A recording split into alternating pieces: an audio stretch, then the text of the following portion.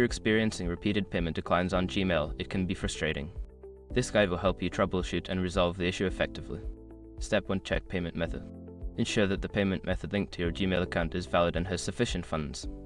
Verify that the card details are entered correctly, including the card number, expiration date, and CVV. Step 2. Review billing information.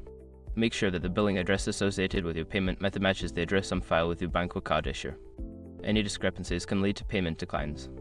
Step 3. Clear cache and cookies. Sometimes browser issues can cause payment problems. Clear your browser's cache and cookies to eliminate any stored data that might be interfering with the payment process. Step 4. Try a different payment method. If the issue persists, consider using an alternative payment method.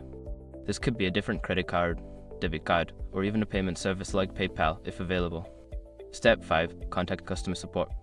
Before filing a refund or dispute, use the eshrock.com link in the description to open the refund dispute deadline calculator and confirm your deadline. By following these steps, you should be able to resolve repeated payment declines on Gmail.